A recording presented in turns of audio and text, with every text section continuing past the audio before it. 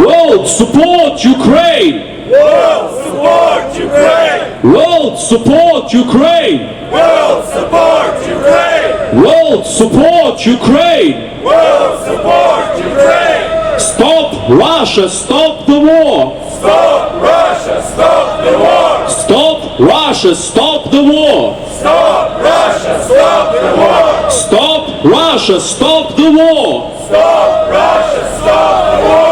Help Ukraine, protect peace! Help Ukraine, protect peace! Help Ukraine, protect peace! Help Ukraine, protect peace! Help Ukraine, protect peace! Help Ukraine, protect peace!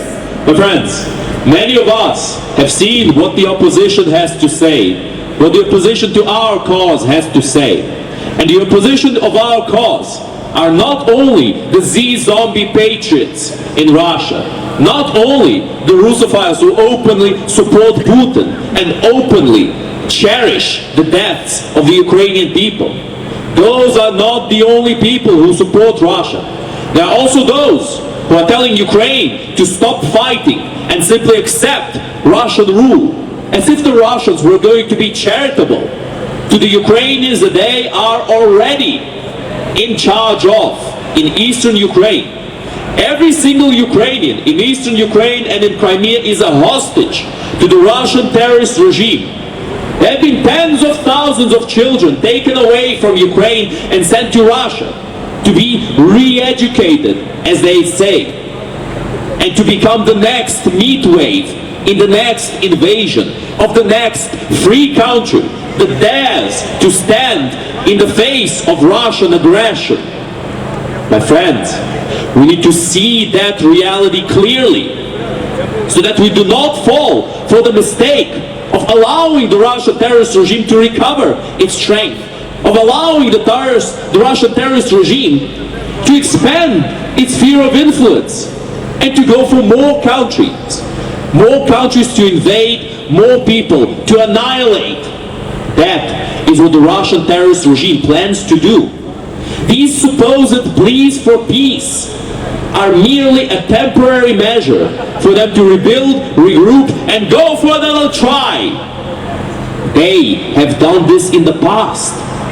Let's not forget that there were two Minsk agreements that were an attempt of normalizing the situation between Ukraine and Russia. Both those agreements were violated by the Russian terrorist regime. Both of those agreements were broken. And why, you might ask? Well, because at the moment of the second agreement in particular, the Russians held a small advantage in a particular battlefield in Ukraine. So they wanted to push that advantage in the Battle of Debaltseve. And they decided to violate the agreement they had just made just to get this little advantage. Let's not forget that before this war had begun, all the way back in 2014, the Russians were swearing they would never invade Ukraine. And the same exact thing happened in the escalation of this war around 2 years ago, when the Russians were screaming and shouting in indignation and saying that they would never go for a full-scale invasion of Ukraine. They were saying that the West was lying. They were saying that all of this was nothing more but Western propaganda, according to them. But they have invaded nevertheless. They have refused to uphold their parts of any agreement that they have made with Ukraine. And yet, we are supposed to consider their will, their desires, and their supposed fears, their security. Who was threatening Russian security? Ukraine? The country that had just given up the third biggest nuclear arsenal in the world. Was that the big threat that was going to topple Russia? And keep in mind, the Russian terrorist regime loves to say two completely opposing things with a completely straight face, whilst claiming that both are true.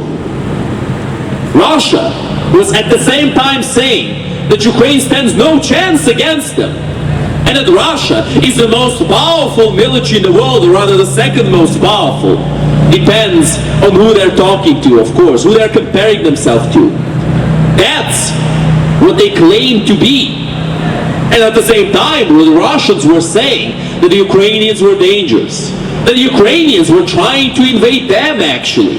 Just like the Georgians. Does anybody feel a sense of deja vu with the Russian excuses? The excuses they continue to make every single time they commit their crimes. Every single time they attack a new country or attack the same country a second time, as they have done in Ukraine. In Ukraine, there was Donetsk and Luhansk. In Georgia, there was Abkhazia and South Ossetia. What's the similarity, you might ask? Well, the similarity is that the Russians decided to annex those regions. There are still Russian troops in Abkhazia and South Ossetia. The Russians only didn't annex them fully because the Russians have a puppet government over Georgia right now. But the Georgian people stand on the side of Ukraine because they know the plight of a country who is a neighbor to beloved Russia. A country who Russians want to impose their idea of Russian peace, their idea of a Russian word, the Ruski Mir, as they call it. But what is the Ruski Mir but the bastardization of the term Pax Romana, the Roman peace of the Roman Empire? Many people not know this, but the Russian terrorist regime has claimed for a very long time now to be the third Rome, for nothing more but their religion, of course. You might ask, what's the similarity in culture? There is none. None of what the Russians are saying has to be true. Not a single bit of their propaganda actually has to be legit. It can be complete lies. It can be the opposite of the truth. It does not matter.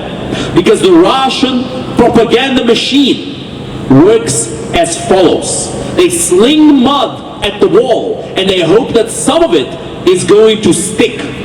And some, eventually, inevitably, does.